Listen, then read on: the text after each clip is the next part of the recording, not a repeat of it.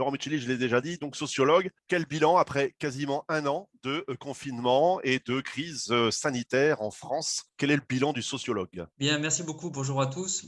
Je suis ravi d'entendre ce que je viens d'entendre là, sur la première présentation.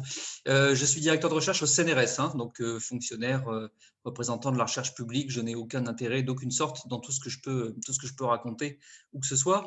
Ça fait effectivement un an maintenant que non seulement que nous sommes dans cette crise, mais que j'ai également de mon côté commencé une enquête qui est devenue collective, puisqu'il y a aujourd'hui une quinzaine d'universitaires et de médecins qui forment avec moi ce petit groupe et qui publie par le biais de la toute petite fenêtre que j'ai de publication, qui est le blog que je tiens sur Mediapart, ou qui fonctionne comme une espèce de petite revue électronique, voilà, où j'invite chacun à jeter un petit coup d'œil. J'en suis à l'épisode 45 dans les papiers qu'on publie sur toute une série de sujets. Alors, où est-ce qu'on en est un an après? Je dirais, à mon sens, on est d'abord toujours empêtré dans ce que j'appelle la doxa du Covid, c'est-à-dire le discours dominant qui ne souffre pas de contestation, qui cherche à cacher les contestations, que ce soit le gouvernement, les médias dominants et les réseaux sociaux, où les phénomènes de censure sont importants, vous le savez, et où dès qu'on a le malheur de dire quelque chose qui n'est pas dans la ligne, j'allais dire la ligne du parti presque, eh bien, on est tout de suite renvoyé vers une espèce de nébuleuse qui s'appelle complotisme, et qui donc vous discrédite par avance tout ce que vous pouvez dire, ce qui est assez incroyable, mais bon, c'est comme ça que les choses fonctionnent aujourd'hui. Alors, on est du coup toujours empêtré dans le discours dominant, même si ça se craquelle un peu de partout, discours qui continue à marteler que nous sommes confrontés à une menace incroyable sur la totalité de l'humanité, ce qui est un fantasme, on y reviendra, mais on a aujourd'hui une année complète de statistiques de mortalité, on peut analyser les choses de manière très très précise et voir qu'il ne s'agit pas du tout d'un fléau qui menace la totalité de l'humanité. Mais c'est ce qu'il faut penser en premier pour ensuite accepter le fait que, en gros, il faut se cacher sous la table. Donc, c'est le confinement, le couvre-feu, toutes ces déclinaisons. Et puis, puis la croyance un peu magique là, dans l'idée qu'il suffit de mettre un masque en se promenant dans la rue pour qu'on soit protégé, ce qui est évidemment une sottise. J'ai entendu parler tout à l'heure de la question du lavage des mains, qui est beaucoup plus importante, comme on le sait depuis quand même très très longtemps, sans revenir sans remonter à l'époque pasteurienne. Donc on est toujours là-dedans, et puis on est toujours aussi dans ce qui était le troisième aspect fondamental de la doxa, qui consistait à dire restez cachés, et vous pourrez ressortir de sous le lit où vous êtes caché le jour où arrivera le miracle étant le vaccin. Et on voit bien comment on est empêtré aussi dans les difficultés que pose une stratégie vaccinale précipitée, qui n'est pas le miracle parfait attendu, qui pose toute une série de problèmes, voilà. Mais là aussi qu'on n'a pas le droit de poser, puisque toujours pareil, on est traité comme des petits enfants. Le monde se divise en noir ou blanc, amis ou ennemis. Vous êtes pro ou anti-vaccin, voilà, toutes ces petites catégories simplistes de pensée qui en fait nous empêchent en fait d'exercer librement la raison, de penser et d'être intelligent. Voilà. Alors, on en est là, donc on continue avec ma petite équipe, si vous voulez, à documenter ces choses-là. On a beaucoup documenté ces derniers temps, par exemple, la question de l'évaluation scientifique de l'efficacité ou pas des mesures de confinement. Le résultat étant que non, ça n'est pas une mesure majeure de lutte contre l'épidémie, pas du tout. C'est plutôt révélateur sans doute d'autre chose, plutôt d'une absence en réalité d'autres stratégies. On a beaucoup documenté aussi, là c'est davantage avec les médecins qu'avec les épidémiologistes, on a beaucoup documenté aussi la question qui reste énorme, qui est à savoir pourquoi est-ce qu'on n'est toujours pas capable de faire ni de la prévention, on parlait tout à l'heure de la prévention qui renforce les défenses immunitaires chez les gens qui sont immunodéprimés, donc des choses simples, mais qui ne sont toujours pas recommandées au niveau national, la vitamine D, le zinc, etc. Le deuxième, évidemment, très gros sujet, qui est la question des traitements précoces. On continue en France à faire semblant qu'on ne peut pas soigner les malades du Covid en dehors de l'hôpital et en amont de l'hôpital. Et on continue à avoir cette stratégie hospitalo-centrée, tout en disant qu'on redoute en permanence d'arriver à saturation des lits d'hôpitaux et de réanimation. Donc c'est une contradiction fondamentale dans les termes qu'il y a depuis le tout début et que personne ne semble comprendre, alors que c'est une contradiction dans les termes qui montre qu'il y a quelque chose qui ne va pas. On ne peut pas en même temps dire on base tout sur l'hôpital et en même temps dire on redoute que l'hôpital soit encombré. Ça n'a pas de sens. Voilà. Donc il y a toute une série de traitements précoces aujourd'hui qui ne se limite pas du tout à l'hydroxychloroquine, dont on sait la polémique incroyable que ça a fait, hein, que nous analysons, nous, comme une espèce de diversion, hein, pour masquer autre chose, concentrer tout sur une personne en particulier, comme ça, ce qui est totalement aberrant, là aussi. Donc, il y a quantité d'autres choses, bien sûr. Hein. On sait aujourd'hui qu'il y a beaucoup de généralistes qui, depuis le début, utilisent des macrolides. On sait aussi que l'ivermectine, antiparasitaire très vieux, très connu, sans risque, a également des résultats qui sont, dans certains cas, vraiment spectaculaires. Hein. Alors, ça continue à être dénié. Voilà.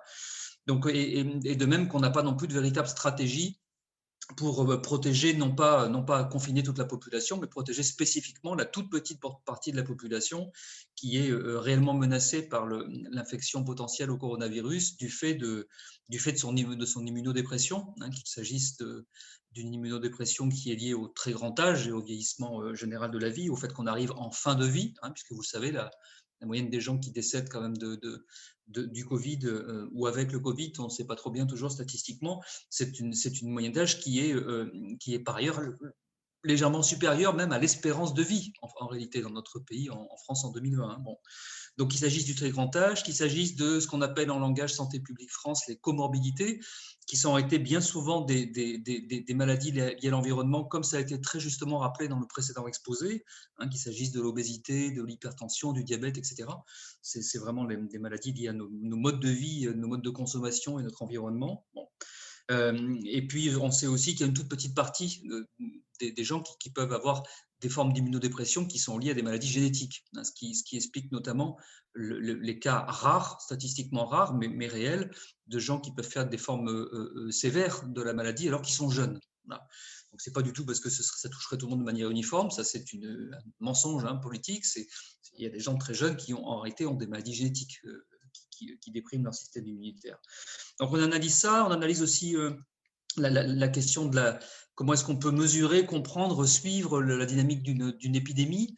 Hein, on sait qu'il y a eu tout un tas de débats sur la question de l'analyse des eaux usées versus les tests. Et on ne comprend pas très bien pourquoi la première n'est pas plus généralisée, hein, comparée à la question des tests et des fameux taux d'incidence, etc., qui sont beaucoup plus fragiles en réalité, puisqu'ils dépendent fondamentalement du nombre de tests qu'on fait, des personnes qui font des tests, des raisons pour lesquelles on les fait, des lieux auxquels on les fait, et de savoir si les gens qui les font sont les gens qui auraient vraiment besoin de les faire ou pas. Et puis, je terminerai en insistant sur un aspect qui est pas très connu, mais sur lequel nous, on travaille depuis le début, qui est que, et malheureusement, hein, je veux dire, j'ai vraiment aucun plaisir à dire ça, puisque ça concerne mon propre milieu professionnel, hein, le milieu scientifique. Nous travaillons régulièrement sur les problèmes de fraude, de corruption, qui existent, y compris dans le milieu de la recherche et dans la recherche médicale. La question aussi des dissimulations de données, de résultats d'enquête, la question de la rétention d'informations. Un des deux plus grands organismes en France de lutte contre la corruption, hein, il y a deux grandes associations, vous le savez, il y a Anticor et Transparency International, pour prendre vraiment les deux plus connus et qui ont une envergure nationale. Ben, Transparency International France a sorti hier un rapport qui dénonce l'absence de transparence sur les résultats des essais cliniques et qui montre que 15 des grands producteurs qui sont tous les grands CHU, qui sont l'INSERM, etc., ne sont pas en règle avec la question de la transparence sur les résultats des essais cliniques. Voilà, il y a vraiment beaucoup de problèmes qui se posent lorsqu'on veut bien les regarder froidement, tranquillement. C'est ce qu'on essaye de faire. C'est pas facile tous les jours, mais voilà, puisqu'encore une fois, on est en permanence accusés, soupçonnés, etc., d'intentions cachées, diverses et variées, sans savoir lesquelles d'ailleurs, ce qui est une bêtise. Hein. Nous cherchons juste à comprendre ce qui se passe avec honnêteté, dans le souci de la vérité, et par ailleurs, lorsqu'il est question de soigner et de rédissimuler ou de ne pas mentir, avec aussi un souci d'éthique, de rectitude morale. Voilà. Merci beaucoup de m'avoir donné la parole pour dire ça aujourd'hui. Merci Laurent. Donc, on voit cet éclairage auquel on tenait, puisqu'on a déjà fait, j'ai mis en lien sur le chat, vous verrez, j'ai mis en lien deux adresses. Donc, le blog, effectivement, de Mediapart, on peut avoir un accès libre. Hein, il est pas, voilà, on n'a pas besoin d'être abonné à moitié libre. Donc, on suit régulièrement les épisodes, évidemment, on en parle. Et on a fait d'ailleurs, au mois de novembre, un fond blanc à Laurent Muccelli, comme on l'avait fait avec le Louis Fouché, puisqu'on voit bien, effectivement, que les scientifiques ou les médecins qui respectent un petit peu leur engagement, c'est-à-dire être critiques continuer à être critique aussi bien en médecine pure qu'en recherche universitaire, et notamment sur les recherches universitaires, je pense que les universitaires ont aussi la possibilité, mais normalement le devoir, normalement de s'investir quand il y a un débat public. C'est pas simplement si j'ai envie, je le fais. Il y a une sorte de déontologie et de code déontologique chez comme nous l'avons nous pour les architectes, bien entendu, mais chez les universitaires, et la capacité de pouvoir dire des choses prouvées, scientifiques, sans normalement s'exposer à des représailles conjoncturelles. C'est un droit qui est peut-être pas suffisamment utilisé par certains aujourd'hui. Je pense qu'on avait ce sentiment-là aussi.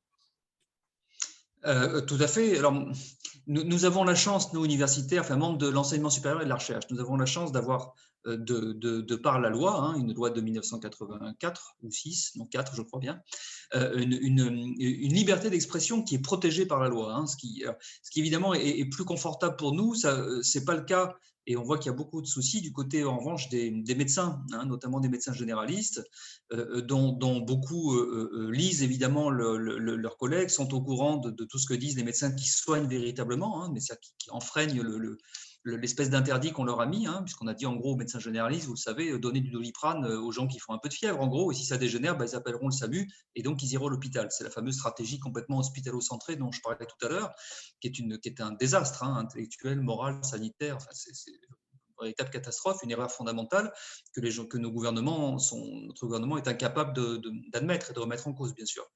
Donc, c'est beaucoup plus compliqué pour les médecins, puisque eux, par contre, n'ont pas la même liberté d'expression. Et lorsque certains ont le malheur de s'exprimer sur les réseaux sociaux ou a fortiori dans les médias, eh bien, ils sont convoqués par les assemblées départementales de l'ordre des médecins, et on leur intime l'ordre de se taire sous peine de sanction.